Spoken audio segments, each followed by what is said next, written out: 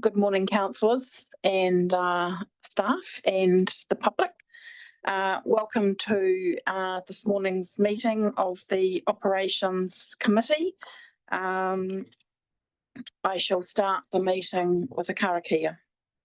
Tuia ki runga, tuia ki raro, tuia ki roto, tuia ki waho, tuia tātou te tangata, kei te kaupapa o te hui nei, kei te kaupapa o te rangi nei, mōre ora ki a tātou katoa. Bind above, bind below, bind within, bind beyond, bind us the people to the purpose of our meeting, to the purpose of this day, breathe life into all of us. So yes, welcome everybody, and to those on Zoom. We do have Councillor Hill on Zoom. We will have Mayor King on Zoom. We've got committee member Starkey on Zoom, and we also have community board member David Armstrong on Zoom. So just a reminder that the meeting is being recorded and it will be available on the council's YouTube channel. A reminder to keep your microphones muted unless speaking. Raise your hand if you want to ask a question. We do have the toilets, which are out the doors that you came in and to the left, and their fire exits are here on my right and through the doors that you came in. Just a reminder that the media are present. We have Max in the back of the room there, and we do have hearing assistance hardware available if needed. So we will move to apologies. We have apologies this morning from Councillor Greening and from Councillor Mailing, and we have an apology for lateness from Deputy Mayor Bryant. So is there someone to move those? Moved by Councillor Dowler, seconded by Councillor Shellcrass. All those in favour, please say aye. Against, carried. That takes us to the public forum, and we do have some representation this morning from the Mapua Community Hall Committee, so we'll welcome you to come up to the speakers. Thank you. So we have Bill Unwin, who is the Treasurer of the Mapua Community Hall Committee, and Hilary Clifton, the Secretary. So welcome. I understand that you've got a presentation on PowerPoint. Yes, beautiful. All right. So you've got 10 minutes as your slot in the public forum, so I shall hand it over to you. Thank you. Tēnā koutou katoa. No whanganui a tara aho, e nānei e noho, ana aho ki Mapua.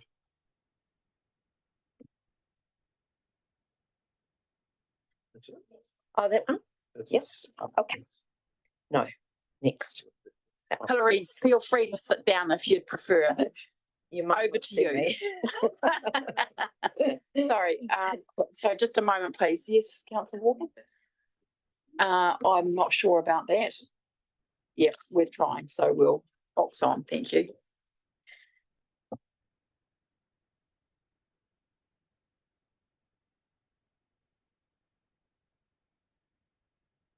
I just need to. Oh, thank you so much. That's great. Okay, in that case, I can probably sit down. No reira, tēnā koutou, tēnā koutou, tēnā koutou katoa. What's going on? A great deal. We have classes and groups. Our hall is pretty busy most mornings and a lot of evenings. We have regular one-off events and private functions, and the Kai Kitchen, which I think Bill will talk about. However, we had a refurbishment, which many of you will know about, in 2013. where the old hall was renovated to make the absolutely marvellous, beautiful big hall we've got now, and we're so proud of it. But that was quite some time ago. We're now faced with a few issues that are coming up. And the two biggest ones we've just completed were the Bill Maris room, where somebody went up in the roof and discovered that it was in a dangerous condition, promptly came down and said, can't go there anymore, it needs to have a lot of money spent on it. And also the back deck, people kept on falling through it, which was a bit problematic. So we had to raise money through grants and luckily through insurance to for a major refurbishment of the Bill Maris room and to rebuild the back deck. However, we're now set to go and really, really proud of ourselves for completing those two projects. I think this is the right one. Yep, that's the right one. We provide the things that we've got. We've got a car park. It's for the sports field, the playground, the skate park, and the tennis courts. We have space for the bus shelter, which I don't think anybody envisaged in 2013. The back deck is used by the domain users. We provide, and we just found this out yesterday, power for the floodlights, which is incredibly generous of us, and changing rooms for the domain users. We would like to offer more meeting spaces for public use and for the domain users. We're definitely in a position where we could offer civil defence space and anything else people can think of. We're always open for it. At this stage, I'm going to hand over to Bill, but before I do that, I'd like to thank Richard Hilton and Grant Reburn and send apologies from Jan Hayes, who has had a lot to do with the council in the past and is our wonderful leader at the moment. But he said particularly would I thank Richard and Grant for the wonderful coordination, relationship that he's had with them so far. So Bill. All right. Your turn. So, what's the next slide? That one. Thank you. I'm just trying to move it on. Yeah. So We got it. So the hall has been operating under voluntary management for 11 years now. And I think this meeting is really timely, and I hope it'll be the forerunner of much more contact and involvement with us, between us, the council and the hall. From a personal perspective, I count myself very lucky to live in Tasman. And so I join with Hilary in firstly thanking you for your encouragement, for your leadership, and above all for your financial contribution to the deck repairs and the car park maintenance, which I think is going to come due to us in July next year. I've been the treasurer now for about 5 years. And we generally, in the last 2 or 3 years, make a profit of about a surplus of about 10,000 a year on a turnover of now 100,000, with expenses of about 90. We have $50,000 on deposit with the Nelson Building Society, and I have a set of accounts if anyone would ever like to read them for you. Interesting enough, since the first year we've been unable to pay our insurance premium in full. And the reason for that is obviously the Christchurch earthquake and COVID. And so we're now paying $23,500, which is a major increase for us. So we've offered a quarter and asked if they'll take the quarter in advance every 3 months. We could break a term deposit, but as you councillors would realise, it's a reserve money. You shouldn't use it for your ordinary day-to-day living. And it would cost 2% to break at any event. So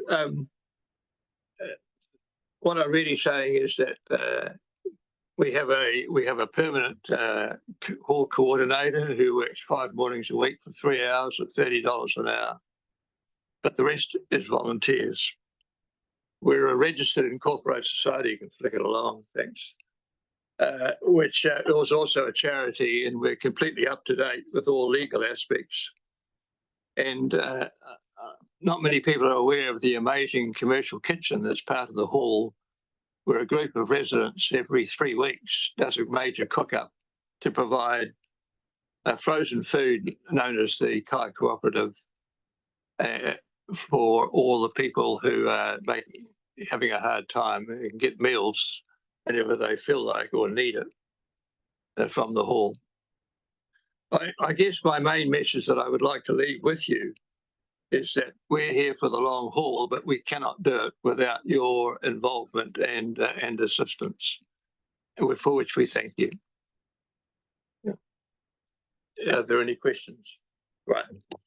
All right, thank you, Bill and Hilary. So I shall just see if there are any questions of clarification from councillors. Councillor Mutt. Thank you, Madam Chair. Hilary or Bill, is there a financial assistance level that you have in mind that you would like to have more conversations with officers about? Yeah, well, I would like to relate it to our insurance premium, but that's obviously pretty hard for you to budget for because it's going to keep going up. And I don't think it's possible for us to ask you to insure it because it's not your building yet. And so if I was asked the question, it would be if we could get a yearly level, the issues which we've kind of enumerated, we used to get money from RATA, for example. We don't get that anymore, which to help towards paying for the coordinator, things like that. So if we got 10 a year, it would be fantastic, but not until after July the following year, if you follow me. All right, thank you. Any other questions? Who? Oh, Councillor Dowler. Yeah, my question's about power, actually. You've made a statement there that the sports fields, I presume the tennis courts will be on power as well, because occasionally I see night games being played there. So what's your thoughts on that? Should you guys be paying for the sports groups, etc.?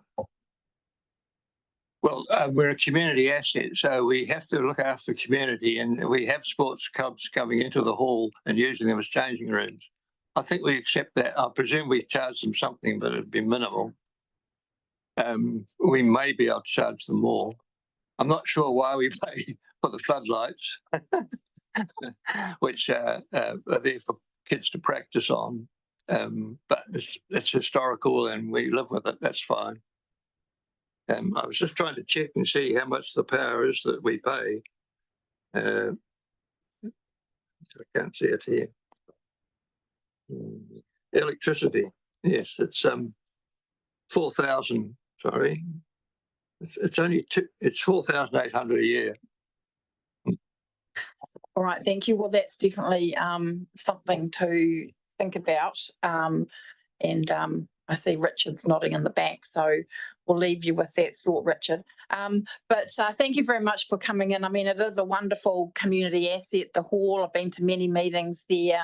I'm sort of envious of it in a way that you've got such a great place in your community. And could I just express my appreciation for your volunteer contribution that you make to your community and taking on these roles with the hall. So thank you very much. Thank you, Madam Chair. We'll be back. All right, that now takes us to declarations of interest. Are there any declarations of interest in relation to this morning's meeting? No, all right, thank you. And I do just note Councillor Butler had difficulties with her Zoom link this morning. So Councillor Butler is now also online. There are no late items, which takes us to the confirmation of the minutes. Before we get to that, if I could just express my thanks to Councillor Walker for chairing the last Operations Committee meeting. Thank you very much, Councillor Walker. I heard you did a sterling job. So that's much appreciated. I also note that there are a number of outstanding actions from previous meetings. We have had a short turnaround from the time of the last Operations Committee meeting. So what I propose to do, Mr. Kirby, is actually just to put that back on to you to make sure that we close out some of these actions before the next meeting. So Yes. thank you. All right. So we have the minutes of the Operations Committee meeting held on the 22nd of August. Is someone prepared to move that they're true? Councillor Ellis, seconded Councillor Dowler. All those in favour, please say aye. Against, carried. Thank you. So that then takes us, so we've got first up this morning, we've got our community our information services activity report. Welcome, Chris. If I could ask you to come up. Please feel free to highlight anything you would like in the report, and we will then go to questions.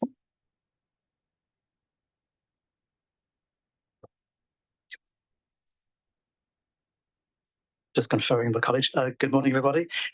So as Chair noticed, it was a short distance between the last meeting and this one, so our report is a little shorter than the last one. Some highlights in there. A few things have moved on since I wrote the report. So item 3.4, native habitats. We were looking at building a solution in-house, and we're now talking to Mapua District Council about whether we can work with them on using their system. So that's a piece of work underway. If that comes to fruition, then that could be a nice solution that releases some of our capacity for other work, which is pretty good. And then 4.1 under the dip, the statement of work for the Horizon 1 for the customer relationship management system is close to being signed. So that's all underway. So those are the main updates I have, unless you have any other questions for me. Thank you very much. We'll start with Councillor Maru. Thank you, Madam Chair. Thanks, Chris. Can you just explain to me what 7.4 means? As we have a risk of it going out of budget, we have a 600k. I'm not sure what 7.4 means. Sure, of course. Let me reread it myself. There is some uncertainty with the costs for that project because it's an iterative piece of work where we're building as we go and working with our teams on their requirements. And so to make sure that we have some headroom for any changes, I've identified some funding within the programme entire budget, or about 600,000, to help with those changes to things that cost to the vendor, but also other wraparound support we might need in-house to help the project. Okay, so 7.4 basically says that may cost a little bit more. There's contingency within the budget. There's no issue with the budget overall. Not concerned right now, no. Yeah.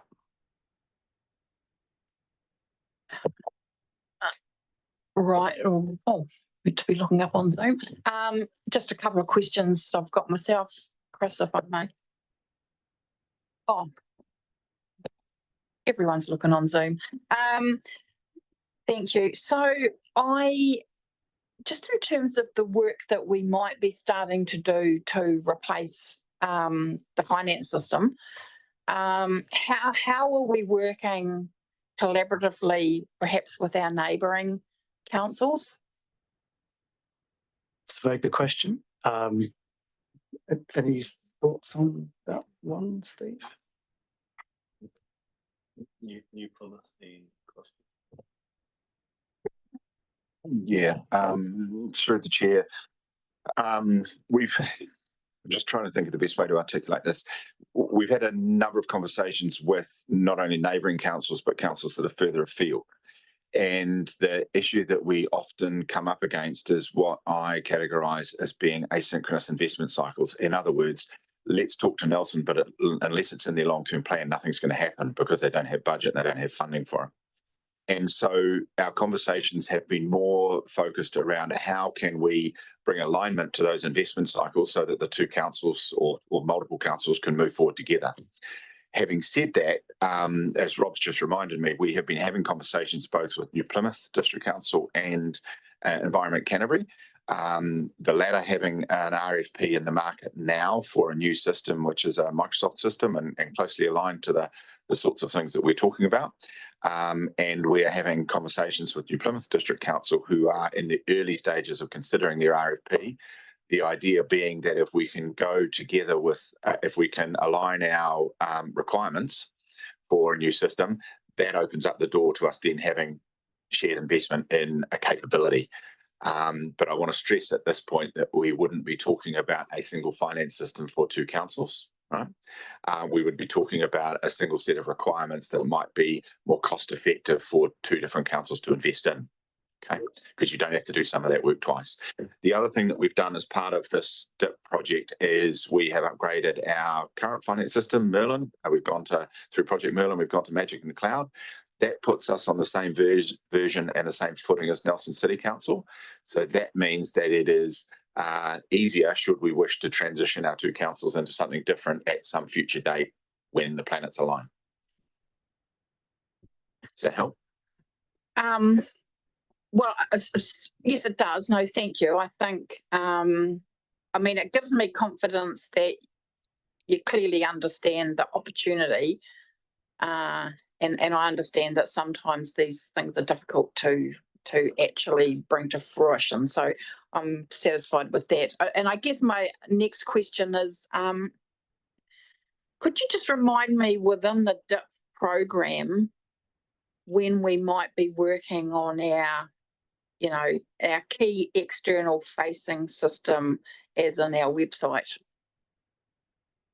Sure. So the website itself isn't part of the DIP scope.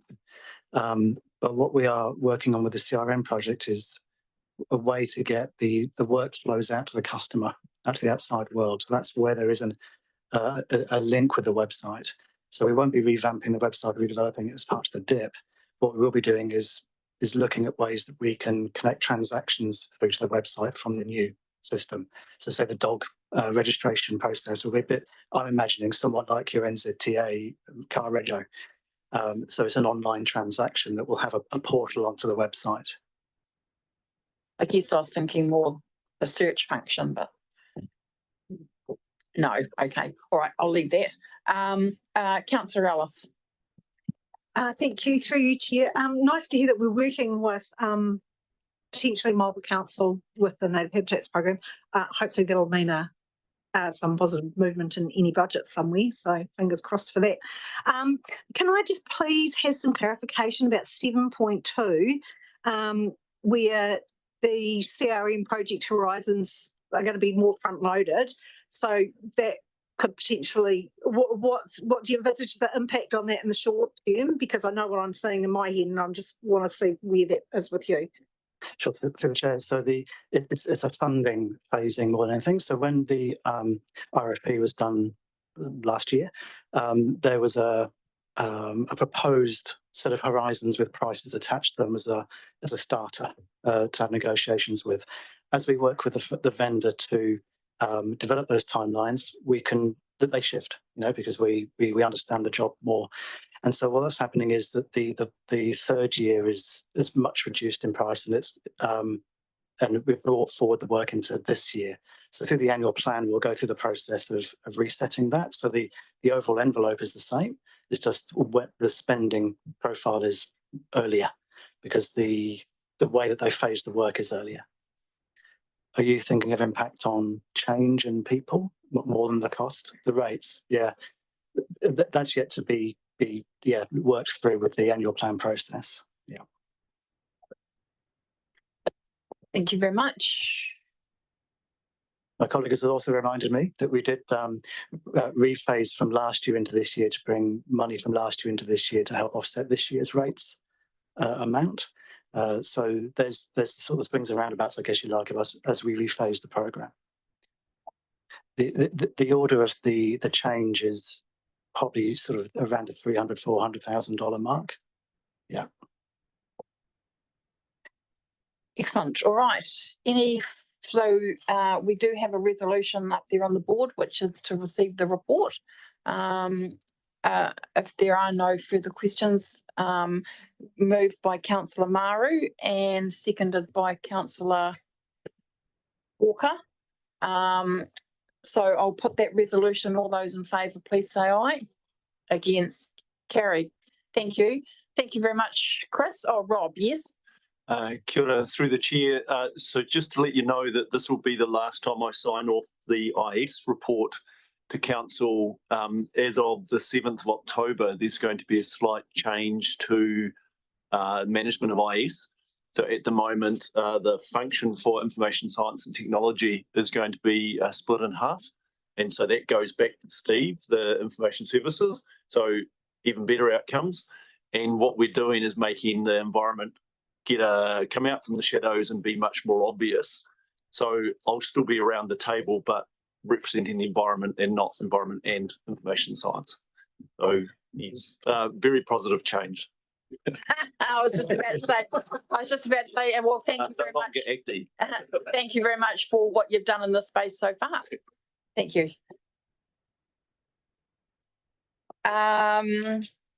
Great, thank you. All right, that takes us on to our community infrastructure group activity report. So we have a number of managers coming up to the table, and so we also have Brian McManus on Zoom, who is covering for Jamie McPherson, who's on annual leave. So as usual, councillors will take it section by section, and we'll start off with the management update section through to page 7, and that's with you, Richard. Thank you. Thank you, Madam Chair. Nothing more to add, taking it as read. There is a report, a separate report of this committee about local water done well and the establishment of a governance group. But I know it's only been essentially 2 weeks since I gave the full council an update report on local waters done well. And obviously things have progressed since then, but not significant enough to report any further details. So thank you for that. Right, any questions for Richard? No, all right. So that takes us, Mike, to waters and waste. Thank you. Thank you, Madam Chair. Good morning, councillors. As usual, I'll take the report as read. I have got just a couple of items to bring to your attention, and I'll take questions. So the first item is we have a boil water notice on a small part of Motueka at the moment due to an overflow of sewage resulting from a buildup of wipes and oil and grease and so on. It's much of it overflowed into, or some of it overflowed into the stormwater, some of it infiltrated the ground. Of course, being Motueka, there's a lot of private bores who get their water supply from their bores in their gardens. So we've taken a very cautious approach, and we have tested the bores on Monday. There were no E. coli or total coliforms in the samples, so that's positive. And the team are out there right now taking another round of tests, and we'll do a third one probably Monday or Tuesday next week. And yeah, we should be able to conclude from that if there's any risk or not. At the moment, it's looking positive. We've also done a media release on the issue, and we have done a letter drop to each of those houses in that zone that we've identified as possibly at risk as well. The next item is the Taika ponds. We did a survey a while back, back in 2021. We surveyed the ponds and estimated that we'd have about 10 years before we needed to do any major desludging. It's now just over 3 years since that date, coming up to 4 years. And we've found that pond 1 is already 35% full. Pond 2 is 60% full, so filling at a higher rate. We have had increased discharges from some local trade wasters. And so we are going to get in there this year and start desludging at least half that sludge for now. We also need to review the wetland and as to whether that's actually being effective or not, and it's building up quite a bit of sludge underneath the wetland. Of course, we bear in mind as well that in 2038 that consent expires, and we need to be looking elsewhere for a new site as well. We have recently, or the past week, received a survey from Taumata Arowai. They are reviewing a proposal for water supplies, or the standards for water supplies that service 500 or less, a population of 500 or less people, or fewer people. And we've been asked to comment on it. So the team will get together next week and go through the questions and review the proposed standards. And give them feedback on that. It is quite a technical document. One point of concern for me is that it did not cover mixed use supplies, other words, rural and cultural supplies. And sorry, Richard, Sorry, I get behind the attention. Sorry. So yes, it didn't cover that. So we have posed that question to them, and it looks like that might be covered by a acceptable solution at some stage in the future, and that will come through with the Bill 3 possibly. But we'll keep it in our feedback to make sure that it is covered. I am still hoping for an endpoint solution for the rural supplies, and most of our rural supplies are less than 500 people. And then the final comment, just added right this morning. The submersible remote operated vehicle that we've been using for the reservoirs, our cadet presented to the Engineering New Zealand branch last night on the equipment and how we use it. There was a lot of interest in it. He did really well. And he happened to mention then that we've actually now surveyed 70 reservoirs. We've done that in the period of about 4 months, which is phenomenal. Normally that would probably take us 10 years if we'd used divers or if we'd had to drain the reservoirs. So for the cost of, I think it was about $7,000, that's been a really good investment. And certainly got other councils wanting to know more about it. And it was particularly useful this week when we got into the 2 Kaiteri reservoirs. We found damage there that we didn't even know existed, tears in the liner, which, unless you drained it and pulled the line out, you wouldn't have known either. So yeah, we're very pleased with the results we're getting on that. And by and large, our reservoirs are actually in quite good condition, which is also good to know. So any reservoirs serving more than 500 people, we have to do annually. So it's going to be put to work for a good few years to come. That's all from me. Thanks, Madam Chair. Thank you, Mike. Yeah, and that sounds like a great news story with the underwater equipment.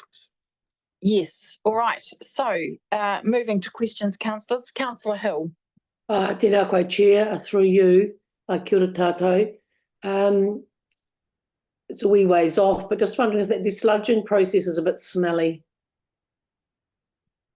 No, it isn't. It's we use what do they call it? A dredge that floats on the surface, captures it, and it's really the so-called dead sludge on the bottom of the pond that's fully treated. Yeah.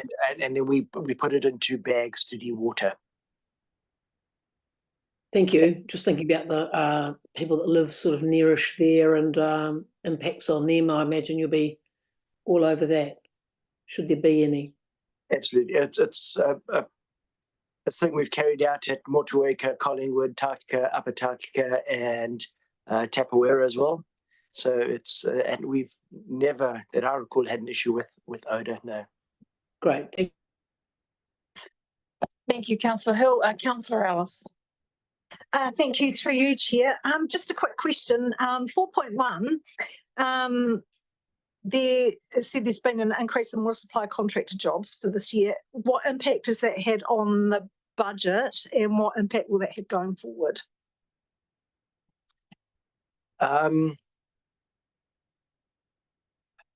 I just need to get to that point. 4.1, is it? I just need to read what that specific one was.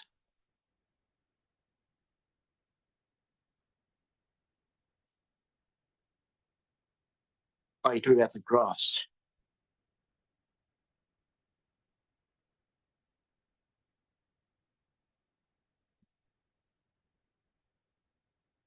Oh,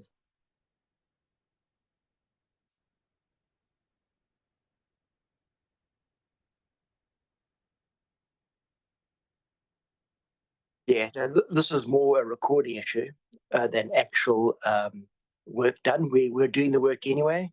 We just weren't capturing the data to the level that we needed to. Councillor Hill, is that another question or is your hand still up? Hand still up. I don't know why. Thank you. Before I do my rant about wipes, I think Mr. Kirby's got something to say. Can I say, we as officers get very upset when we have wastewater discharges like this, blockages.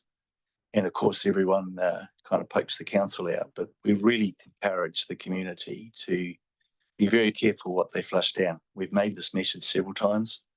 We had a situation with a low pressure pump system in Richmond West, where Berryfields, where the person's own pump station got clogged right up and spent the team a few $100s spent clearing it. Fortunately, in that situation, we've identified who the person is. It's one of the advantages of the low pressure systems. And obviously they've borne the cost of it. But I think most people think they just flush it down and forget about it, but it does create problems for us. And the concern I have is that we've probably got various of these things slowly building up in our reticulation everywhere. And what frustrates me is that we have these things just randomly occurring and they happen to be more and more frequent. And we just really encourage the community not to put wet wipes down there, and also not to tip all their fat and oil when they've been cooking with their chip grillers and everything, pouring it down the sink, because that just congeals around our sewer pipes and blocks everything up. So yeah, it's a challenge, and it's something that we really need our community come on board. Otherwise, we're going to continue to have these, and it's a major problem. Thank you. So, I mean, I guess what it makes me think is, every year when I've been sitting around this council table and we get your reports, and we've got wipes in particular, other things as well, causing financial problems for the council. So how are we as a society thinking bigger about how to solve this problem? How are we having these conversations within LGNZ about the problems across the country with these products? How are we thinking about engaging universities in terms of research so that we actually can try to change not the behaviours of the people, but actually change the products themselves? I mean, I just think we need to think about a bigger solution to the ongoing problem. And that's my rant about wipes. I mean, it's as though we just sit here passively and accept that this is acceptable, and we just carry on letting it happen. Is there any comment you'd like to make in relation to that, Mike? Certainly, Madam Chair, I would. The issue we've got is there is now a standard for flushable wipes. They've done quite an extensive testing. They break down easier and so on, and they've got to have the mark, the flushable wipes mark. They've got to meet that standard, and they regularly tested. And the problem is everyone regards wipes as the same. The flushable wipes are only a small part of the wipes available out there, and people are discharging wipes that are not flushable. And it's something that we do. Well, it's hard to say, for people to sometimes differentiate. But other than, as you say, education, that only those can be flushed. I mean, preferably they shouldn't be flushed, any wipes at all. Certainly in the situation like a low pressure pump that pumps, doesn't pump continuously. It sits and builds up for a while. If you've got a pile of wipes sitting there going together, they can still block, unlike our system. So the low pressure system really does work to our advantage. It pins back to who caused the issue, and it comes back to them to pay the cost of clearing their pump stations, and it stops those wipes getting into our systems. So, and we are increasing the coverage with low pressure pump systems at every opportunity. And so maybe Richard, I mean, you know, is this topic ever discussed amongst collective meetings of councils? There should be a rebellion against these products being available. Yeah, I'm not sure that Local Government New Zealand, those of you who went to the conference, I don't know if there's any remits around this, but certainly it's getting to a stage now where I think we need to be putting pressure on banning certain products. Whether we can do it as a council and put a bylaw in place that only the shops are only allowed to sell disposable wipes, that may be another way, and then just in the case is managing compliance around that aspect of it. But yeah, it is an issue. I suppose we could actually send a letter to Local Government New Zealand and say, listen, can we actually perhaps do some lobbying with the government about altering the product manufacturers and what they can and can't do? Because at the moment, I mean, the plastics industry seems to have sorted itself out in terms of recyclable, the numbering and all that sort of thing. So we should be able to do it with wet wipes as well. All right, well, I'll leave you to contemplate that, because I mean, certainly I'm getting a few nods around the table here that, you know, we just seem to be passive in this regard. We've got Councillor Butler and then Councillor Dowler. Oh, thank you, Chair. Yeah, actually, you've just covered all the things that I was going to raise, but if you go to the supermarket, there's actually quite a variety of wipes on sale, and most of them seem to say that they are flushable. So can we have confidence, do you think, that that is the case? I do hear what you're saying, Mike, that it depends on the situation. But yeah, I fully support trying to drive something nationally on this if possible. Thanks. Thanks, Councillor Butler. Councillor Dowler. Yeah, if no one wants to listen, we could always do a big poster of sticks on the wall on the toilet about that. Why about that? It just says pee, poo and paper only with an arrow pointing down. And we went round and stuck it on the wall of everyone's house. I'm sure that someone would take notice of that. It's just a shame we don't have the old fat traps like the houses used to have back in the day to catch all the water out of the sink. And regarding the labelling of the wipes in the supermarket, we don't have wipes in our house, but the daughter did come back from Australia a couple of years ago, and I looked at these things that said they were flushable, and I thought, well, no one, how that's going to decompose. And I just always remember back in the day when the seatbelts first came in for the Jap imports, and we had seatbelts come in from Taiwan, and a test was done on them, and they didn't comply to the New Zealand standard. So the manufacturer in Taiwan was contacted, and the label had such information on it. And his words were, well, what information do you want us to put on the label? He wasn't going to modify the seatbelt to make it comply. He was just going to make the label comply. So some of these stickers, I think, are just a load of bollocks. Thank you. All right. We're the people. We have the power. Councillor Kinnan-Mont, then Councillor Walker. Thank you. Through the chair. Mr. Kirby, you mentioned you could explore the way through the bylaw process. Is there a chance that there could be a bylaw or some sort of legal requirement that if someone puts wipes down into the system that they cover the cost of repairs and maintenance? I don't know. You're looking at me as though is it possible that we could do some sort of legislation, or is that a step too far? I actually think it's, I mean, I did make that comment, but I think actually when you actually look down to the details of how you would do that, you'd end up with a massive big debate. If you told a particular supermarket those don't comply, then you'd have an argument. Well, they do. They say this and say that. We're into a situation where it's us and them going to court, perhaps going down and getting tests done to see whether they break up or not. And I'm not sure we want to go down that track. So although a bylaw may be an opportunity, sends a signal out, I think probably the better one is to cover it nationally, go through Local Government New Zealand or even Water New Zealand with someone and say, you know, listen, we need to, as a country, need to really cover this off. Yeah. Thank you. Councillor Walker.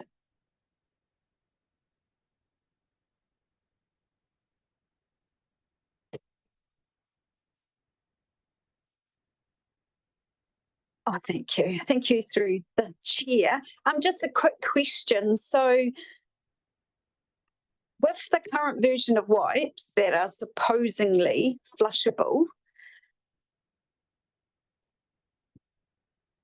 do our low pressure pumps have the capacity for those? So I get that there's a whole range of wet wipes. I get that a whole lot of them says biodegradable, question mark. But my question is, the ones that are now deemed as flushable, does our low pressure pumps have the capacity to manage them?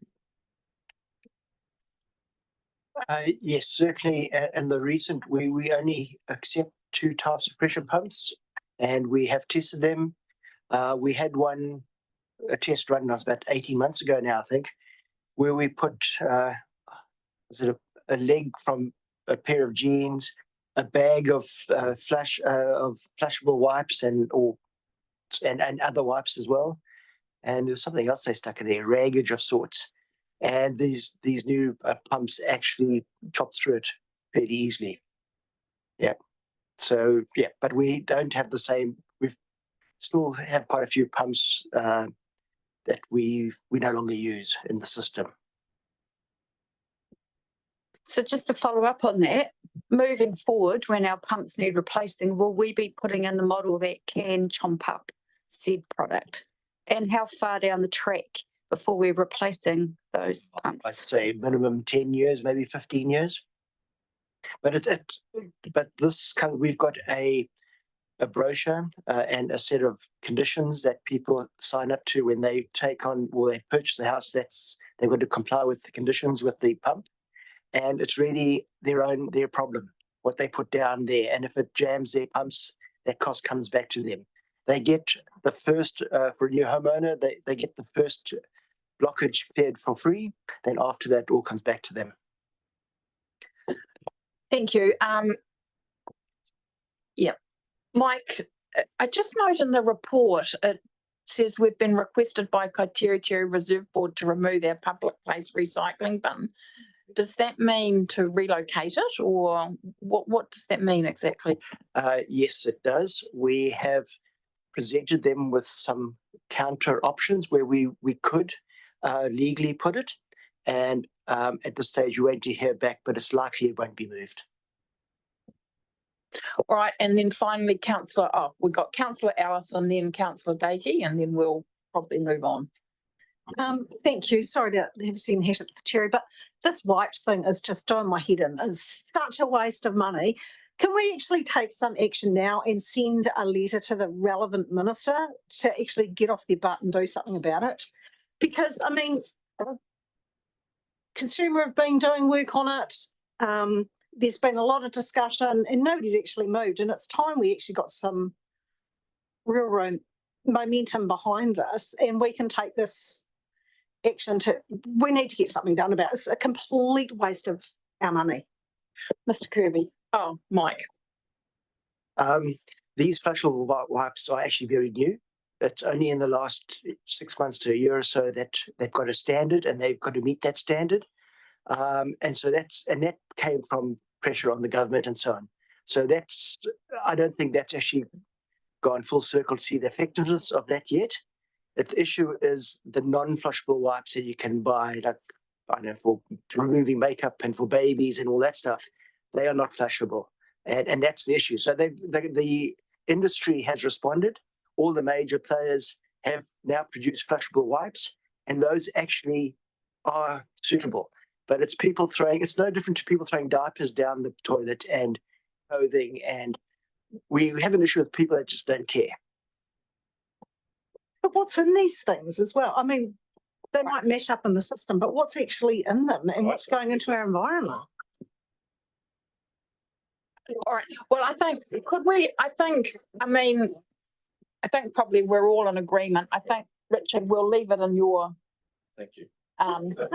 court to think about what might be an appropriate action, because I mean, at a quick fixes, let's not have retailers who sell wipes that are not flushable and then actually your problem's removed. But it's not for me to dream up the solution. So get your frustration, Councillor Ellis. All right, we now have Councillor Dakey and then Councillor Walker, and then we'll move on.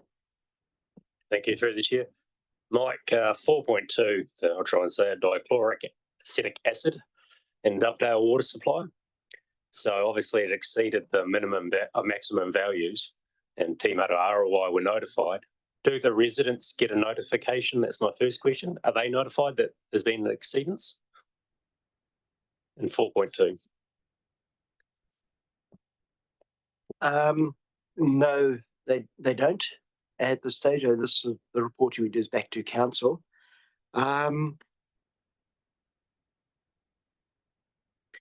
we do try and shut down or slow down the plant when there is a rain event, so we don't get all that organic matter through there. But unfortunately, it is a byproduct of having to chlorinate. Is Yes. the chlorination byproducts, which is effectively that. And it, yeah, I guess it's been an ongoing issue for years, and in the past, the residents have been made aware of it through their committee and so on. Okay, so I mean, it probably would seem that if you're notifying because of an exceedance, that you would inform them through that method. Yeah. My other question was going to be, does this in any way speed up or change our investigation process for improving this supply, given, this occurrence, obviously, and there's other issues going on? Yeah. How is the progress, and does this give us any more motivation to get it fixed? Thank you. So through the chair, we've done a lot of work behind the scenes trying to find an alternative source, because the harvesting still hasn't happened in that catchment, but it's going to happen. It's just a matter of time, and that will have quite an effect on that source in terms of turbidity and organic matter and so on. Our gallery investigations on the Mott River didn't turn out as we hoped. So we've had 6 different bore sites and a gallery that we've now investigated. And our next option is to actually install a manhole adjacent to the Motueka River and abstract water from there. But there's quite an extended consent process to go through for that. So we're working through that process now. And ultimately, I think the only way we can get the quality of water we need is to abstract it from the Motueka River. Perhaps just to clarify that, Mike, even though it's been identified, there's not a major health risk with this. One of the disadvantages of letting people know things like this, it actually creates alarm that may not necessarily be needed.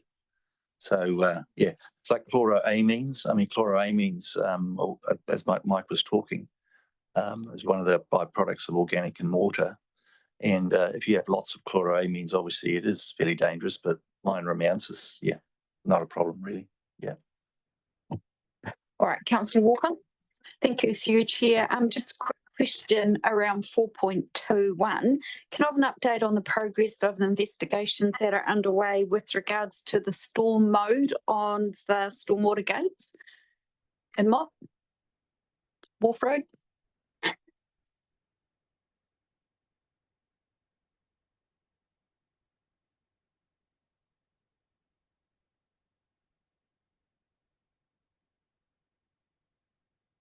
Oh, yes, that's a scanner telemetry system, so we can operate remotely.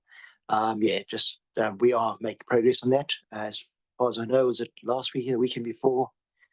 We managed to get it into storm mode without any issues. Yep. Anything further, Councillor Walker?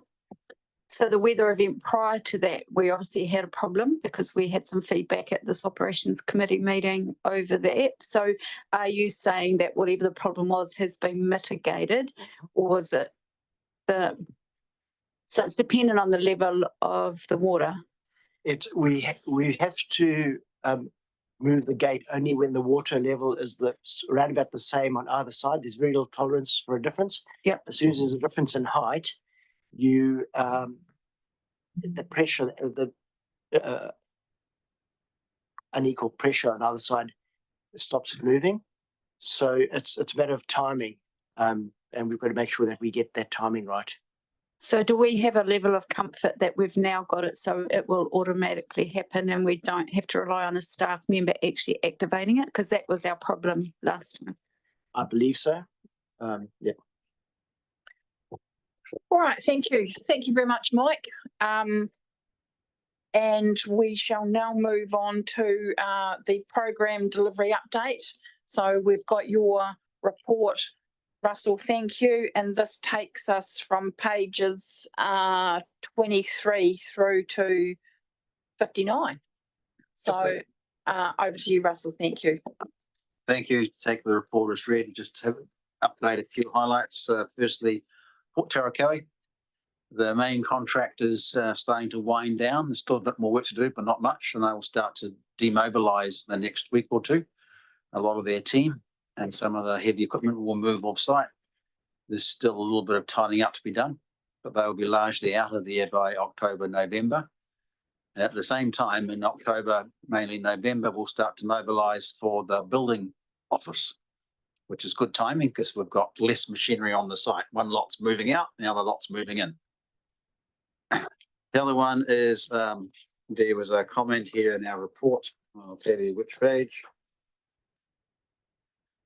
Page 30 to do with the Alexander Hospital stormwater.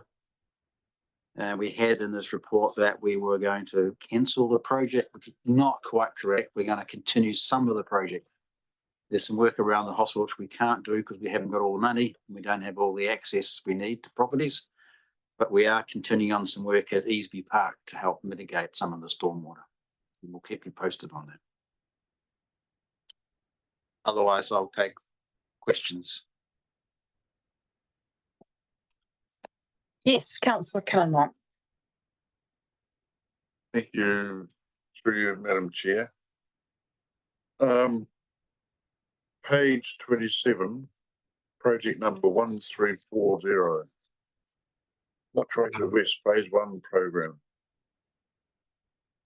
What's the relationship between acquiring land from the developer, Wakatu, and the resource consent?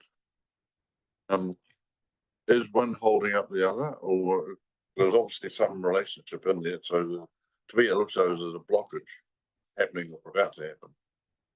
We are waiting for Wakatu to decide the scale of their subdivisions and also where we can site the wastewater pump stations. Until they do that, we don't know how big the pump station needs to be. We haven't got the land to put it on. So it's just their process of deciding what they want to do before we can complete our work there. So that's part of the resource consent then? Well, they've got applications in for what they're going to do, but we haven't got visibility on that and we don't have an agreement on where to put our pump station. We continue to talk with them, but they haven't given us an answer yet we can work on. Because we can't size our pump station without knowing how many houses, and we can't build it until they actually tell us which part of the land we can put it on.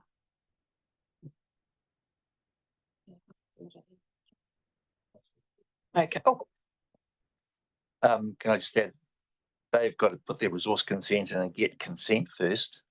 That consent process might change the number of lots and the way they're rearranged and everything. So we've got to basically they've got to have certainty on their consent before we have certainty about what we put in and what size. Does that make sense? Good answer, thank you. Can I carry on?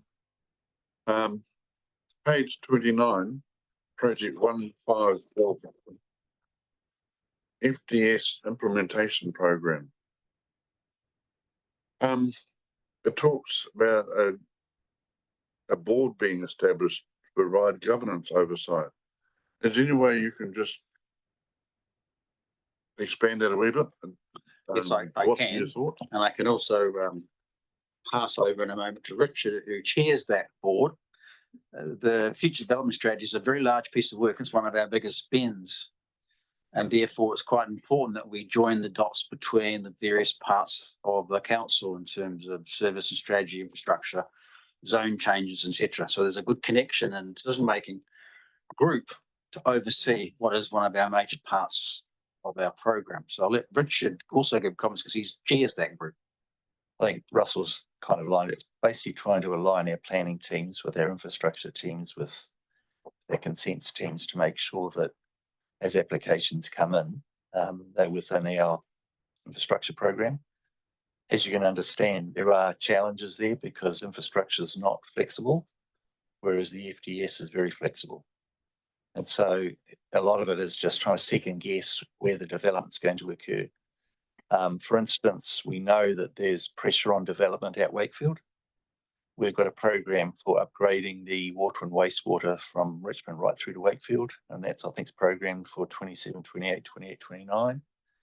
There's a good chance at this stage with the pressure on development, and we believe it's going to increase over the next 12 to 18 months, so that we might be coming back to you and reshuffling that whole funding program to actually bring that forward and slide a few other projects back. So this is a whole part of this FTS team, is to actually look at that and work out how best we can accommodate it and stay within the funding envelope that we've got in the LTP. So it's a planning coordination type role as opposed to a governance, and it's a staffing type issue. So there's no budget against it. Yes, I suppose it's unfortunate the word governance is in there, because it sounds like it's, you know, it's involving governance people around this table. It's actually a project management tool. The group is a project team to oversee the different departments or different groups and what they're doing to make sure we're all aligned in what we do. Thank you. And one last pat on the back to everybody who does this activity report. 18 months ago when I first came here, what I saw was a good start, but not as brilliant as what it is now, where the traffic lights are nominated, red, green and orange. We know what it's all about. And also on the right-hand side, the project summary updated on a monthly basis. So all the staff who are putting into this, thank you from the bottom of my heart, because it really made my job a lot easier. Thank you. Thank you very much, Councillor Kinnamonth. Brilliant. You did pick up that word brilliant, Richard. Russell. All right, Councillor Maru, then Councillor Dakey. I like that from the bottom of my heart. So Councillor Kinnamonth actually asked some of the questions, but and I know you've explained in the top part about the difference between program and project, but the program for Motueka West, there's not even an amber there, but there's certainly red in terms of phase 1, which is this year for the mains rising project. So we've got a red flag for time status there. Is it because the other one's a year out as a whole project, or should that not be amber?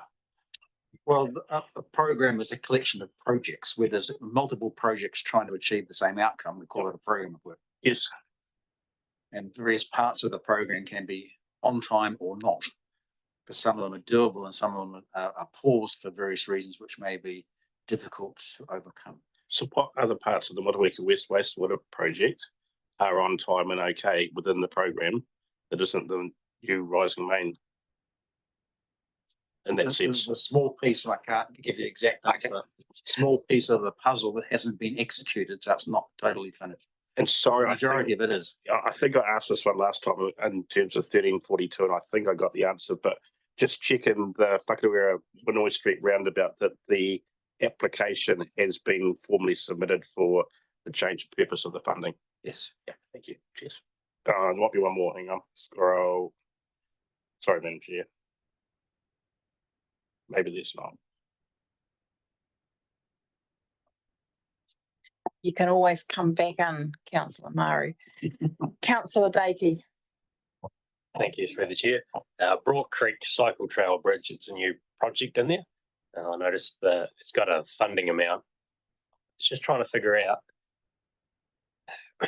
It seems a little bit high. Like, can you talk to what the project might look like?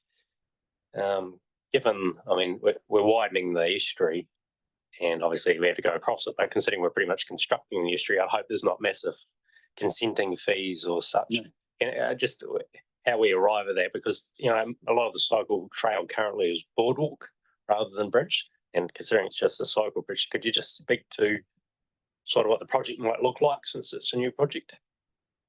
Well, we're still finalising what we're going to do, but we consider various options of fords, boardwalks, wooden bridges, swing bridges, and all sorts of other bridges. And it's kind of the best value for getting people from one side to the other. And there's no fixed one answer, it depends on the location they're in. But we're always looking for the what they call minimum viable product, always the best value to cross the stream.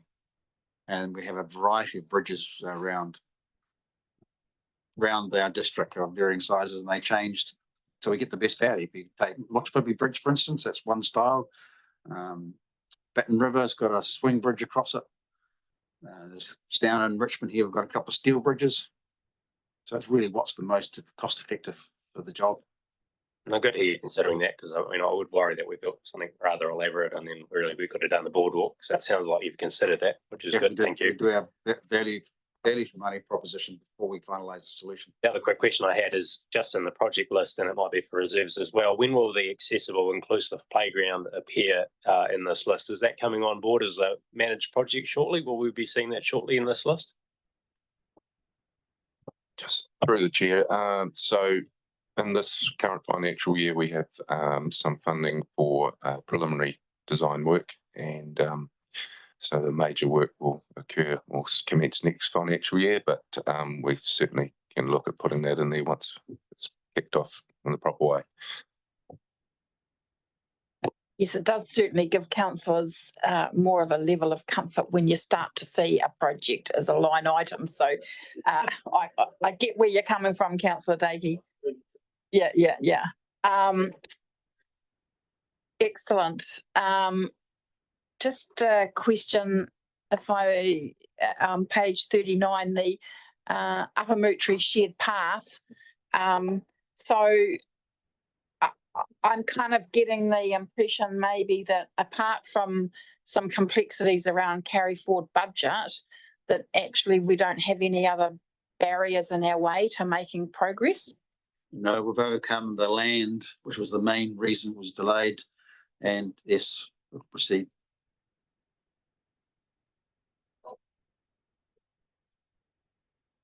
Well, I think it's red because of the carry forward budget, but not red because we have any other issues within the community that we need to deal with.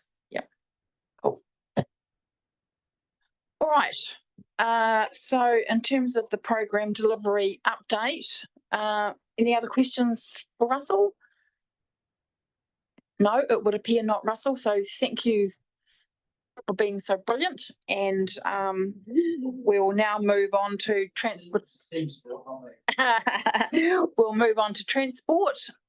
So welcome, Brian, covering for Jamie. So this is pages 59 through to 70. Brian, anything you'd like to start off by saying?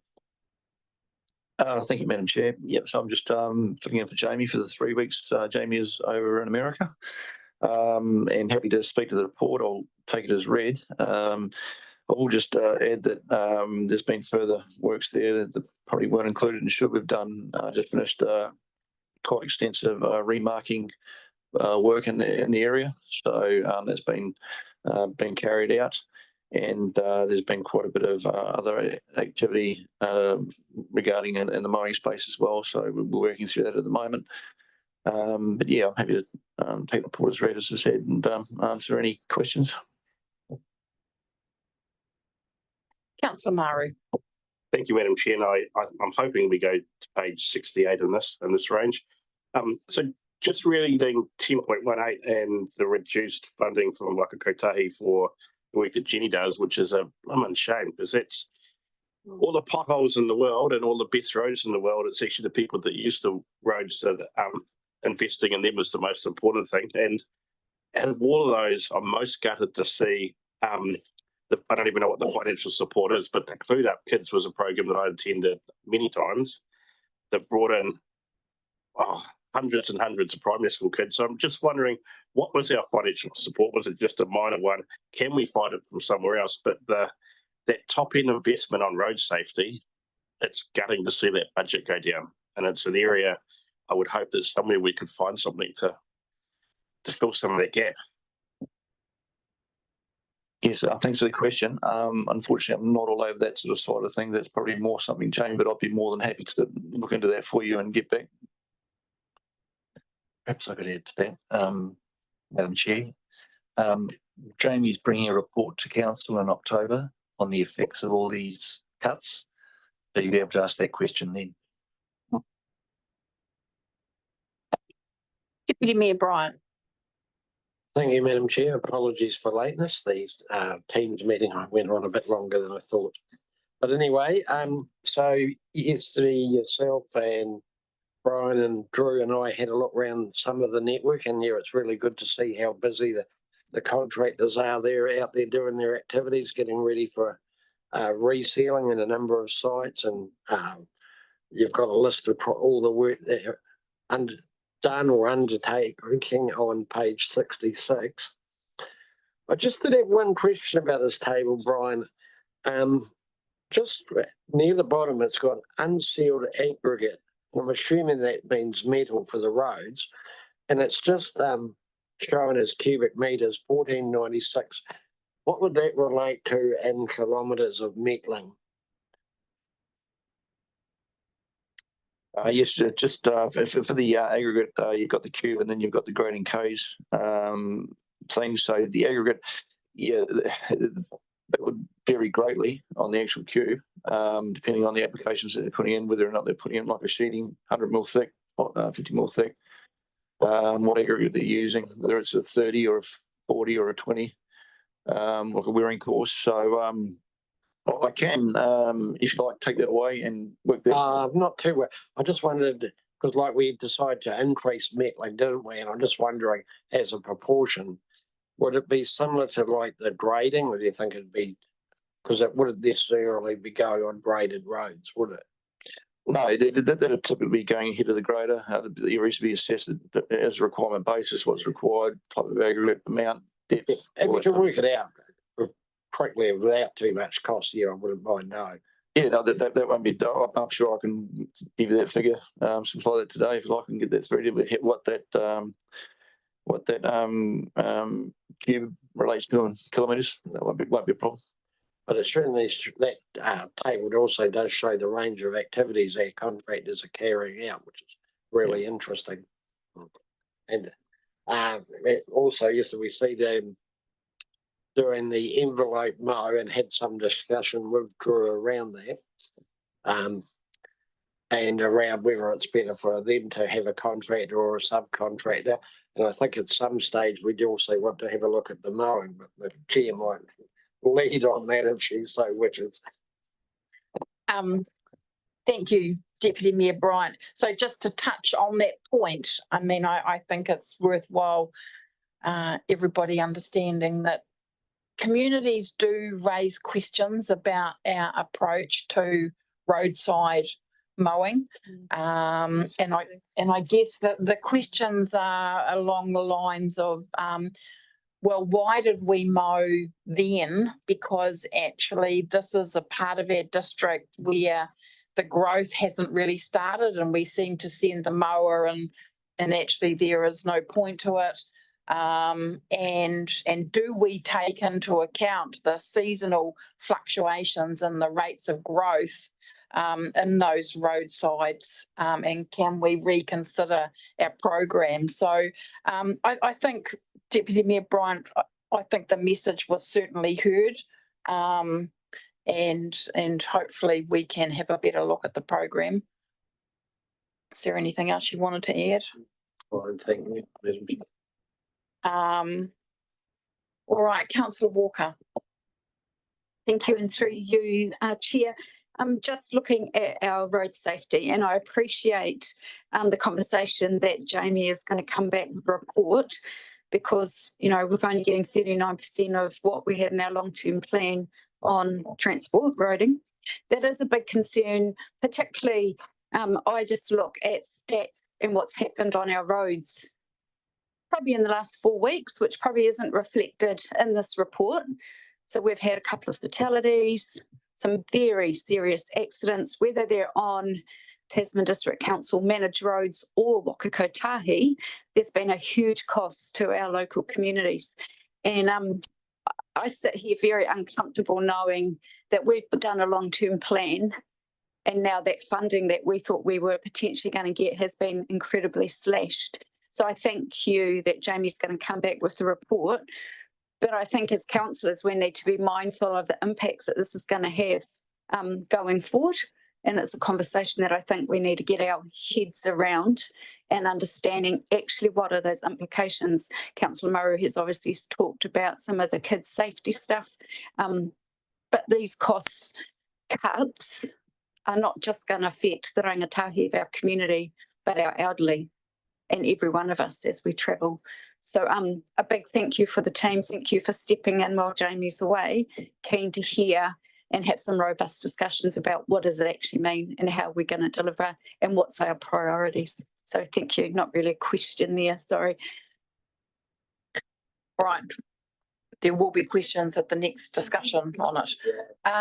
Sorry, Deputy Mayor has another. He's actually got a question. Oh, good. All right, Deputy Mayor Bryant. Sorry, I didn't raise this. I didn't remember I'd thought about this last night.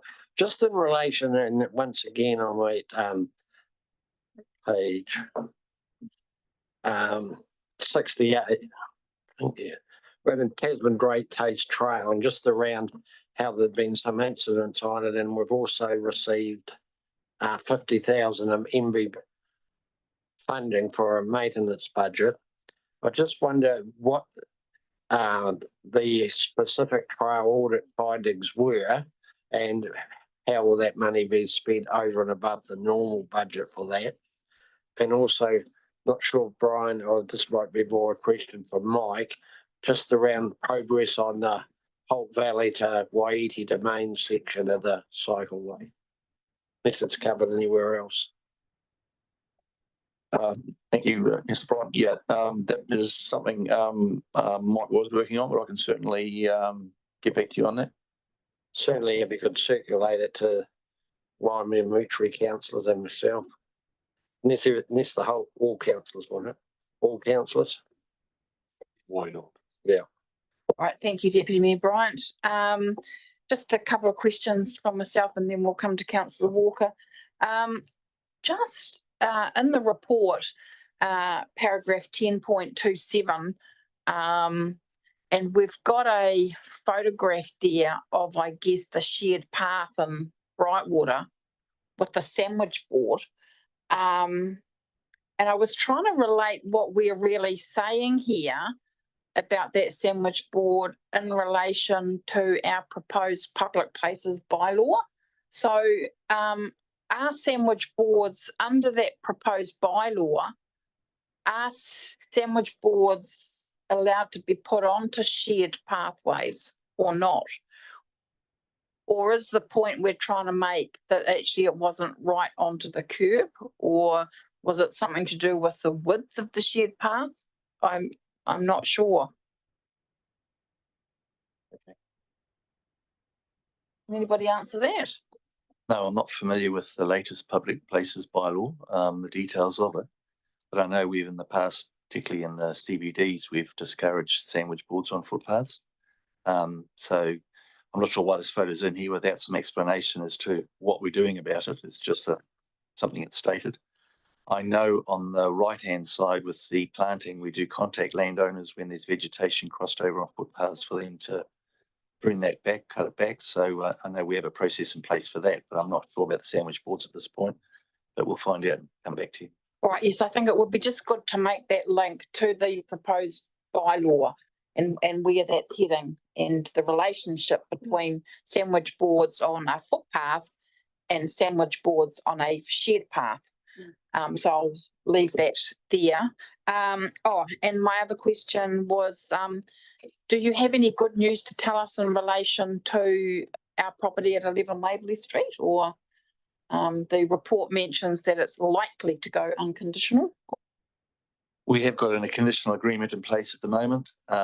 There's one aspect of the building that we're looking at, and then hopefully we'll have it all signed off and sold. All right, sorry, jumped ahead of myself anyway. It wasn't on the transport, but you know, I'm the chair. Councillor Walker. So through you, Chair, this is on transport. So it is a voting thing because voting paid for it. For those who can't hear Mr. Kirby's comments. Okay, so I'm talking about the fleet report and it's 11.5. I just need a bit more content. So on the report, it says 14 vehicles will be sold this month. I think that is Yes, a property. that is on property. Oh, I take that back. Oh, the chair can do it. Surely the deputy can. Okay, I'll do that after morning tea. Clearly there's a caffeine decline. Oh, okay. All right. Well, that's a good point. All right. So hold that very question. So let's just see. So transportation up to page 70. Any more questions? It would appear not. So thank you very much, Brian. And what we'll do now, councillors, is that it's 10 to 11. We'll take a morning tea break until 11:05, and then we'll come back to the question on vehicles. Thanks, Nick. And staff. So we'll recommence with property, which covers pages 70 through to 74. And so we'll pass over to you. Thanks, Nick. Through you, Madam Chair, take report as read, and any questions? Yes, Councillor Dakey. Thank you, through the chair. Great to see the update on ASB and see that the upgrade of the changing rooms. There's obviously the work was due to be done. There was a bit of noise about it, but now it has been done, so it's great to see that upgrade. The actual question I had is on 11.7. Considering the charging stations for staff and councillors there, I don't know if that. Okay, so in the current theme of needs and what's a want and what's a need, I'm not sure if that would be on the list. I understand you might just be considering it, but I guess as far as I see it, it would probably be more of a want than a need. I don't know if you have any comments on that. Through Madam Chair, we've had some queries in the past from staff and on whether they could charge their personal vehicles up. So we're really just looking at it at this stage. Yeah, thank you. I would hope that maybe even considering the only way I would see it being viable for myself would be if there was a public aspect to it as well. I mean, I'd find it hard in the current climate to swallow that as it is, but thank you. Thanks, Councillor Dakey. And Councillor Walker.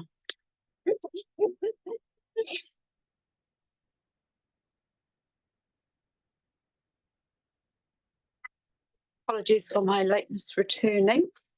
So my question was based around the fleet vehicles.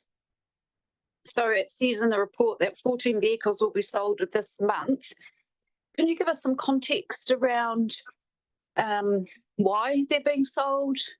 What are they surplus to requirements? Where does that money go? Or are we upgrading? Because kind of there's not enough there to clearly steer me in the direction of understanding. Thank you. Through you, Madam Chair. So we have a fleet strategy in place, and part of that strategy is improving fleet safety. Where there's we're transforming our fleet with more electric vehicles, but we're also reducing our fleet numbers from 56 to 46. We did a utilisation survey about a year ago, and part of this consolidation is allowing us to fund the purchase of BEVs, electric vehicles. Thank you, Nick. Councillor Maru. Thank you, Madam Chair. So still on the fleet, I guess, in essence, so 11.6, Nick, when you look at replacing the harbour master vehicles, are we looking at different vehicles so that they can tow the Sentinel, or because of the new purchase of the other vessel, is that not so much of a need anymore? Through Madam Chair, it's not a need anymore. It's a like-for-like replacement. So the harbour master is confident that we will never have to take Sentinel on the road again? Not with the new second vessel that we're purchasing. And then just the other one, 11.9, it's great that you're seeking advice to evaluate a repair to the roof. Is that project in budget? Have you got budget for that, or is that going to be something you're going to be back for at annual plan time?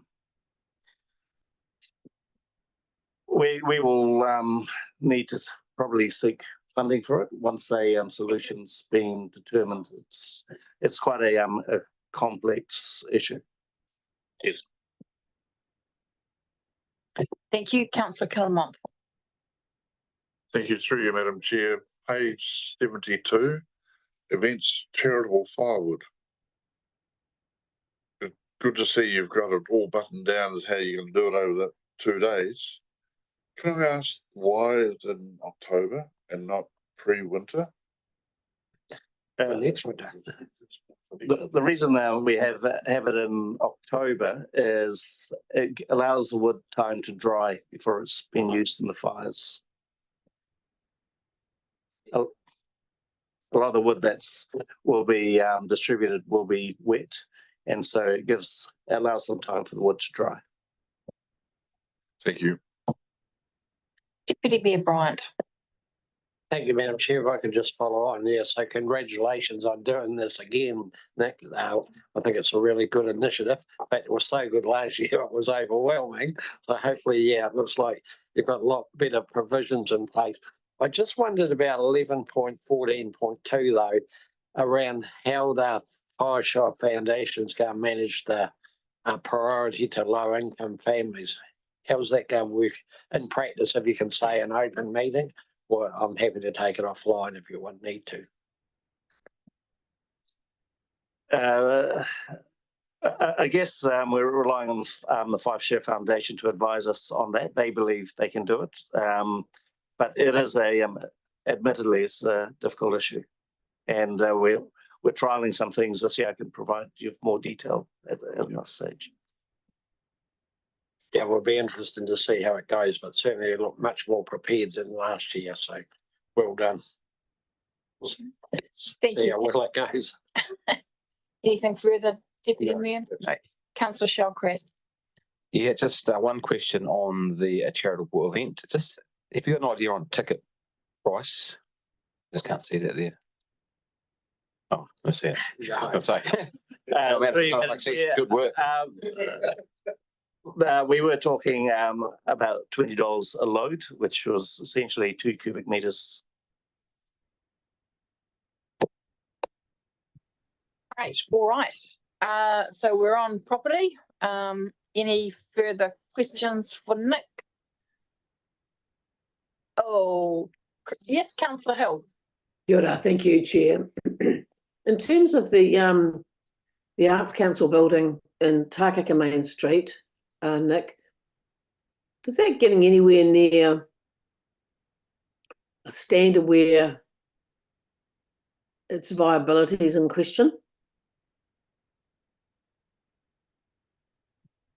There's 2 issues with that building. One's the parapet, and the other is the rising damp. We're looking at solutions for that at the moment, and we'll be costing those. The tenant believes that he's going to also be able to achieve some charitable funding towards the repairs there. But yes, you're quite correct. There will need to be a cost benefit a review of this project. Is it essentially sound enough? The building is sound. It's a very small building. I think it's only about 20 or 30 square meters. But it was never really designed for human habitation. No. And there's a massive rising damp issue in the building. Okay, thank you. Thank you very much. All right, Nick, that appears that that's it for property. So thank you very much. And we shall now move on to reserves and facilities, starting on page 74. So over to you. Thanks, Grant. Thank you, Madam Chair, and I'll take the report as read and happy to answer any questions. Councillor Killamont. Thank you. Through the chair, at the top of your report there, talk about community housing.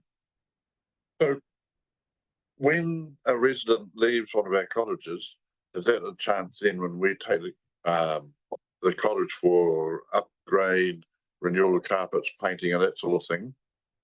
And I presume we do. And then how long was that cottage then out of use? Is it for 6 months or a year, 2 weeks? It's through the chair.